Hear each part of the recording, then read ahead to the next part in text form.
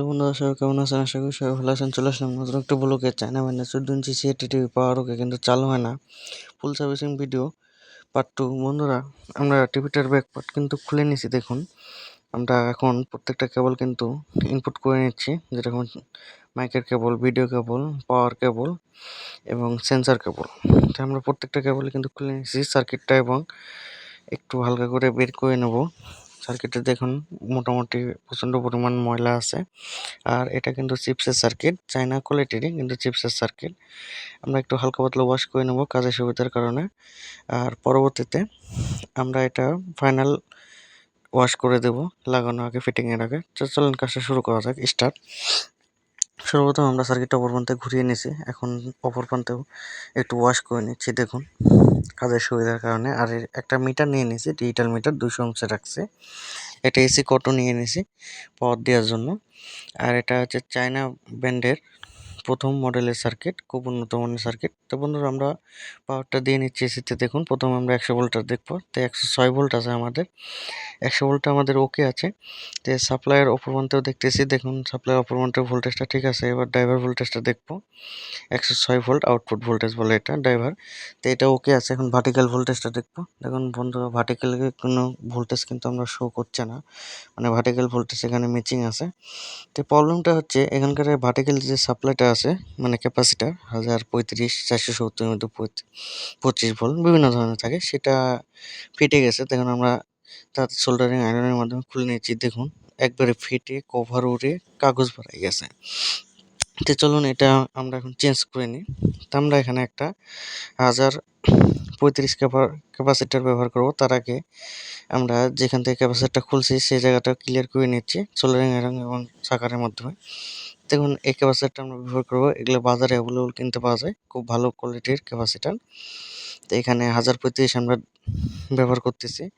তো আপনারা লাগানোর সময় একটু দেখে শুনে লাগাবেন, নেগেটিভ পজিটিভ আছে, উল্টা হলে কিন্তু ক্যাপাসিটার বাস্ট হয়ে যাবে এবং আদার্স সমস্যা হতে পারে। তো আমরা অপর প্রান্তে যে ক্যাপাসিটারটা ধরছি না সেটা পড়ে যাবে, তাই হালকা করে একটু সোল্ডারিং করে নিলাম যেন পড়ে না যায়। এখন ভালো করে রাং দিয়ে সোল্ডারিং করে দেব। দেখুন আমরা রাং দিয়ে ক্যাপাসিটারটা ভালো করে সোল্ডারিং করে দিচ্ছি। আমাদের সোল্ডারিং করা প্রায় শেষের দিকে। তো আমাদের ক্যাপাসিটার কিন্তু সোল্ডারিং করা হয়ে গেছে। এখন আমরা আবার কিন্তু ভোল্টেজটা চেক দেব। তো প্রথমে আবার সেমভাবে 100 ভোল্টেজটা চেক দিচ্ছি। লাইনটা আমরা দিয়ে নিয়েছি এসিতে। তো 100 ভোল্টেজটা আমাদের তো ওকে ছিল, ভার্টিক্যাল ভোল্টেজটাও ওকে, সাপ্লাই ভোল্টেজটাও আমাদের কিন্তু ওকে হয়ে গেছে। এখন 5 ভোল্টেজটা দেখবো। দেখুন 5 ভোল্টেজটা আমাদের ওকে, 3.8 ভোল্ট, সমস্যা নাই, চলবে। টিভিটা চালু হয়ে গেছে আমাদের।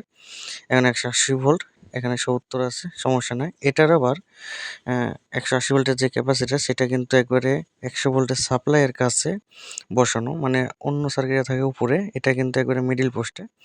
আমাদের সব ভোল্টেজে ওকে আছে, আমাদের টিভিটা চালু হয়ে গেছে।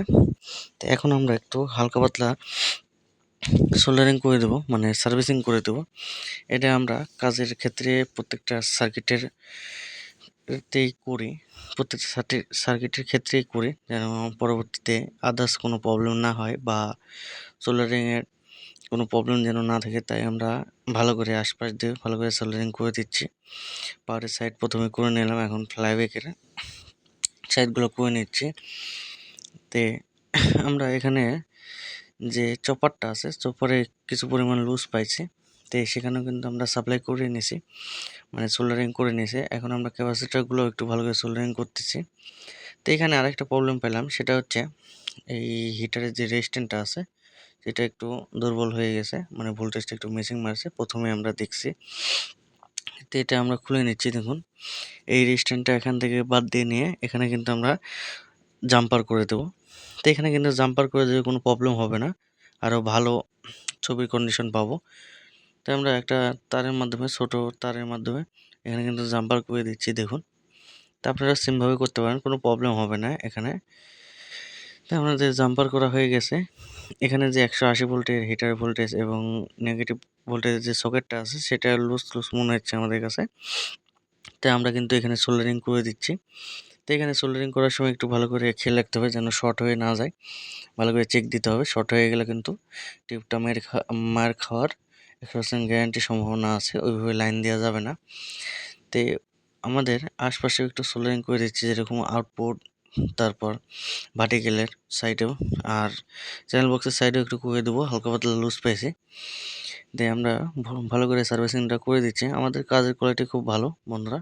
তো এখানে আরেকটা প্রবলেম পেলাম, সেটা হচ্ছে 180 ভোল্টের যে ক্যাপাসিটার, সেই লাইনটা এখানে হালকা মিসিং আছে, মানে উঠে যাবে পিনটা উঠে যাওয়ার মতন ভাব হয়ে আছে। তাই জন্য আমরা এখানে একটা জাম্পার করে দিলাম। আর যে আগের মিস্ত্রি কাজ করছে অজরঙ্গা, কাজে কোনো ফিনিশিং নাই, পরিষ্কার পরিচ্ছন্ন নাই, যেভাবে পারছে সেভাবে কাজ করছে। তো আমাদের কাজটা কিন্তু মোটামুটি ওকে হয়ে গেছে সার্কিটের। তো আমরা কিন্তু ওয়াশ করে নিচ্ছি, দেখুন আমরা থিনার দিয়ে ওয়াশ করে নিচ্ছি। আর ফাইনাল লুকটা আপনাদের দেখাবো, আগে যে লুক দেখেছেন আর ফাইনাল লুকটা আপনাদেরকে দেখাবো, আপনারাই তফাৎ খুঁজবেন যে আগে কি ছিল এখন কি ছিল। তো বন্ধুরা, আমরা এনসি থিনারের মাধ্যমে ভালো করে কিন্তু সোল্ডারিং করে নিচ্ছি। দেখুন আমাদের এনসি থিনারের মধ্যে ভালো করে এনসি থিনারের মাধ্যমে ভালো করে ওয়াশ করে নিচ্ছি। দেখুন তো আমাদের ওয়াশ করা পাই শেষের দিকে, দেখুন আমাদের ওয়াশ করা পাই শেষের দিকে। তো ওয়াশ করার পর একটা জিনিস খেয়াল রাখতে হবে, ওয়াশ করার পর অনেক কিছু কিন্তু দেখা যায়। যেরকম ধরেন আমরা এখানে দেখতে পাচ্ছি ওয়াশ করার পর কিছু কিছু পিন ফাইটে আছে, যেরকম এখানে দেখলাম মেন ফিল্টার যেটা এসি ফিল্টার, সেটা দেখি পিনটা ফাইটে আছে, মানে রাংটা চটে গেছে। তো আমরা আবার কিন্তু সোল্ডারিং করে দিচ্ছি। দেখুন এখানে হিটসিংটারও রাংটা ছুটে গেছে। তারপর এখানে 7800 আছে, সেটার কাছেও কিন্তু থিনার পড়ার সাথে সাথে রাংটা ছুটে গেছে। তো অনেকদিন হয়ে যাওয়ার কারণে এগুলো হতে পারে, সমস্যা নেই, এদিকে একটু ফলো রাখতে হবে।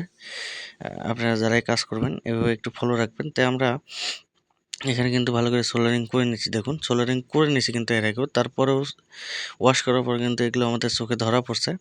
তাই সমস্যা নেই, আমরা ভালো করে সোল্ডারিং করে দেবো। আর সোল্ডারিং করার সময় একটা জিনিস সবসময় মাথায় রাখতে হবে, সেটা হচ্ছে শর্ট হয়ে যেন না যায়। শর্ট হলে কিন্তু মানে ভালো জিনিস নষ্ট হয়ে যায়। এরকম কিন্তু অনেক ক্ষেত্রে হয় যে ভালো জিনিস শর্ট হয়ে আছে, বুঝতে পারিনি ওইভাবে লাইন দেওয়া হয়েছে, তখন কিন্তু ভালো জিনিস নষ্ট হয়ে যাওয়ার সম্ভাবনা বেশি থাকে।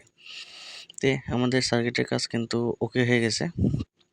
দেখুন এখন আমরা যে বেস সার্কিট আছে সেটাও কিন্তু সার্ভিসিং করে দেবো। আর আমার এই ভিডিওটা যারা নতুন টেকনিশিয়ান ভাইয়েরা আছেন তাদের জন্য কিন্তু খুব গুরুত্বপূর্ণ একটা ভিডিওটা আপনারা স্কিপ করবেন না, ধৈর্য সহকারে দেখবেন, কেউ টেনে টেনে দেখবেন না। ভিডিওটি ভালো লাগলে অবশ্যই লাইক কমেন্ট শেয়ার করতে ভুলবেন না। আর এই ভিডিও থেকে আপনারা অনেক কিছু শিখতে পারেন। যারা নতুন টেকনিশিয়ান আছেন, কাজ করতে খুব আগ্রহী, তারা কিন্তু এই ভিডিওটা দেখতে পারেন। অনেক আগ্রহ করে এই ভিডিওটা দেখলে আপনারা অনেক কিছু শিখতে পারবেন। আর আমার এই চ্যানেলটা নতুন, অবশ্যই আপনারা সাবস্ক্রাইব করে দেবেন এরকম নতুন নতুন নিত্য প্রয়োজনীয় ভিডিও পাওয়ার জন্য। আর বেল আইকনটা অবশ্যই অন করে দেবেন। আর যারা বাসা বাড়ি থেকে দেখতে চাচ্ছেন তারা আমার এই ভিডিওটা দেখতে পারেন, কারণ ম্যাক্সিমাম বাসায় কিন্তু সেট টেলিভিশন আছে। আর এলইডি এখন এসে সেটি টিভির কিন্তু চলন উঠে গেছে। তারপরেও 100%-এর মধ্যে 90% মানুষের বাসায় কিন্তু সেটি টেলিভিশন আছে। যদি ভবিষ্যতে কোনো দিন এরকম প্রবলেম হয়, আপনারা কিন্তু এই ভিডিও দেখে জেনে রাখতে পারেন যে কোথা থেকে প্রবলেম হতে পারে বা কীরকম খরচ হতে পারে। আমরা কিন্তু ভিডিওর লাস্টে বলে দেবো কীরকম খরচ হয়েছে আর কয়টা পার্টস লাগছে। তো আপনারা এই ভিডিওটা কেউ স্কিপ করবেন না, অবশ্যই ধৈর্য সহকারে দেখবেন যারা বাসা বাইরে থেকে দেখতেছেন। আর আমার ভিডিওটা ভালো লাগলে অবশ্যই লাইক কমেন্ট শেয়ার করতে ভুলবেন না। আমার এই চ্যানেলটা নতুন, অবশ্যই সাবস্ক্রাইব করে দেবেন নিত্য নতুন নতুন ভিডিও পেতে। তো বন্ধুরা, চলুন আবার কাজেতে ফিরে আসি। তো আমরা বেস সার্কিটটা ভালো করে কিন্তু সোল্ডারিং করে দিচ্ছি, মানে সার্ভিসিং করে দিচ্ছি, যেটা মেন কথা বলে। তো আমরা ভালো করে বেস সার্কিটটা সার্ভিসিং করে দিচ্ছি। এটা কিন্তু আমাদের কাজের প্রয়োজন ছিল না, তারপরেও কিন্তু আমাদের নিজেরই ক্ষেত্রে কিন্তু এটা করে দিচ্ছি, কারণ পরবর্তীতে বেস সার্কিট থেকে প্রবলেম হতে পারে। মানে সার্ভিসিংয়ের যে পার্টটা আছে, সার্ভিসিং মানে অনেকে কিন্তু বোঝেই না সার্ভিসিং মানে কি। তাই আমরা সার্ভিসিং মানে কিন্তু খুব ভালোভাবে কাজগুলো করে দিই। আর সার্ভিসিং মানে আমরা কিন্তু জানি কি কি করতে হবে। অনেক টেকনিশিয়ান ভাই আছে সার্ভিসিং মানে কিছু বোঝে না। রজঘন্টা মানে টিভির প্রবলেমটা সলভ করা মানে টিভিটা ফিটিং করে, কোনো ওয়াশ করে না, কোনো কিছুই করে না, মানে সলভ হয়ে গেলে ওইভাবেই লাগাই দেয়, যান নিয়ে যান। তো একটা কাজের ফিনিশিং থাকা দরকার। তাই আমরা কিন্তু কোনো ত্রুটি রাখি না কাজের ফিনিশিংয়ের ক্ষেত্রে।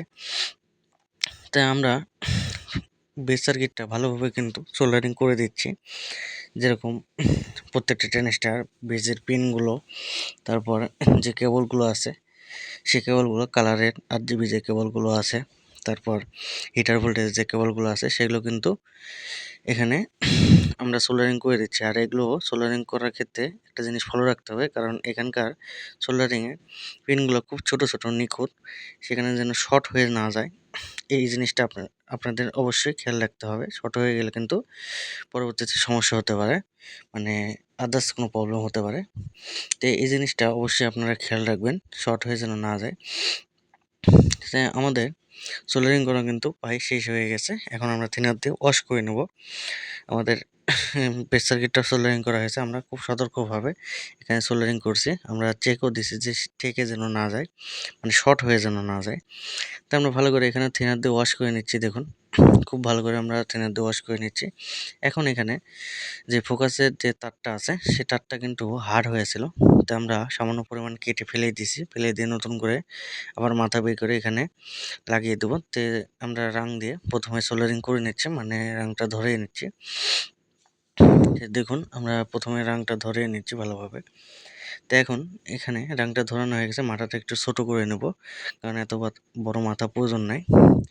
তো আমরা মাথাটা একটু ছোট করে নিয়েছি। এখন বেস সার্কিটে এর ফোকাসের পিনে লাগিয়ে দেবো। দেখুন আমরা বেস সার্কিটটা খুলে নিলাম, আর ভিতরে যে আগের মাথা লাগানো আছে সেটা আমরা বের করে দেবো। আমরা একটা টুইজারের মাধ্যমে সেই মাথাটা বের করে দেবো, কারণ জায়গাটা খুব ছোট, হাত দিয়ে কিন্তু বের করা যাবে না। দেখুন আমরা একটা আগে কিন্তু হাত দিয়ে চেষ্টা করলাম তাতালের মাধ্যমে, কিন্তু বের হচ্ছে না। তো এখন আমরা এখানে টুইজারের মাধ্যমে অবশ্যই কিন্তু এখান থেকে খুব ইজিলি ভাবে এই মাথাটা বের করে ফেলালাম। তো এখন আমরা যে ফোকাসের তারটা আছে সে তারটা আমরা এই পিনের সাথে লাগিয়ে দেবো খুব ভালোভাবে। এখানে সোল্ডারিংটা ভালোভাবে করে দেবো যেন এখানে সোল্ডারিং মিস না হয়। এখান থেকে কিন্তু ফ্লাইব্যাক থেকে কিন্তু একটা ভোল্টেজ এই ফোকাস পিনে যায়, সেই ভোল্টেজটা হাই ভোল্টেজও বলতে পারেন আপনারা। তো এখানে লুজ থাকলে কিন্তু হাই ভোল্টেজটা লিক করবে আর একটা শব্দ হবে চঁ করে। তো আমরা এখানে ভালো করে সোল্ডারিং করে দিয়েছি। একটু আমরা ট্রেনে দেখেও নিলাম যে ভালোভাবে সোল্ডারিংটা হয়েছে কিনা। আমরা এখানে কিন্তু ভালোভাবে সোল্ডারিং করে নিয়েছি। এখন আমরা কিন্তু এখানে পিকচার টিউবের সাথে লাগিয়ে নেব। আমাদের কাজটা কিন্তু ওকে হয়ে গেছে। দেখুন আপনাদের ফাইনাল লুকটা দেখাচ্ছি সার্কিটের। দেখুন চারদিকে কিন্তু আমরা কি সুন্দর করে ওয়াশ করে নিয়েছি। দেখুন দেখতে কিন্তু খুব ভালো লাগতেছে। আগের যে কন্ডিশনটা ছিল আপনারা তো দেখছেন, এখন দেখেন কি কন্ডিশন হয়ে গেছে। আমরা কিন্তু ওয়াশের দিক দিয়ে কোনো ত্রুটি রাখি না সার্ভিসিংয়ের ক্ষেত্রে। তো আমাদের কাজটা ওকে হয়ে গেছে। এখন আমরা প্রত্যেকটা কেবল কিন্তু আবার ইনপুট করে নেব, মানে ফিটিংয়ের দিকে চলে যাব। তো আমরা এক্সট্রা যে কর্ডটা লাগিয়েছিলাম সেটা খুলে নিছি। এখন আমরা এসি কর্ডটা আবার লাগিয়ে নিচ্ছি অরিজিনালটা, তারপর সেন্সারটা লাগিয়ে নেব। তো আমরা সেন্সারটা লাগানো হয়ে গেছে। এখন আমরা মাইকের যে কেবলটা আছে তা সেটা লাগিয়ে নিচ্ছি। প্রথম মাইকটা আমরা লাগিয়ে নিলাম এবং সেকেন্ড মাইকটাও আমরা এখানে লাগিয়ে নেব। তো সেকেন্ড মাইকটাও আমাদের লাগানো হয়ে গেছে। আরেকটা কেবল আছে যেটা ভিডিও কেবল, সেটা কিন্তু আমরা এখানে লাগিয়ে দেবো, কোনো কেবলই বাদ দেবো না। তো ভিডিও কেবল আমরা লাগানো হয়ে গেছে। এখন আমরা সার্কিটটা রেলিংয়ের মধ্যে ইনপুট করে দেবো। তো চলেন এটা এখন ডিসি লাইনটা আমরা দিয়ে নিচ্ছি চ্যানেল বক্সে। এটা এখন এসিতে দিয়ে নেবো কর্ডটা। আমরা এখন সামনে ডিসপ্লেতে চলে যাই। চলো আমরা টিভিটা কিন্তু পাওয়ার অলরেডি চলে আসছে। এখন আমরা রিমোট দিয়ে টিভিটা ওপেন করবো, দেখবো ওপেন হয় কিনা। তো চলেন আমরা রিমোটটা নিয়ে নিছি। দেখেন টিভিটা আমরা ওপেন করছি, টিভিটা কিন্তু ওপেন হয়ে গেছে, মানে চালু হয়ে গেছে। তো আস্তে আস্তে আসতেছে, এটা সিস্টেম কিন্তু আলাদা। তো আস্তে আস্তে আসতেছে। দেখুন আমাদের টিভিটা কিন্তু চালু হয়ে গেছে। আগে যে প্রবলেমটা ছিল সেই প্রবলেমটা কিন্তু এখানে নাই।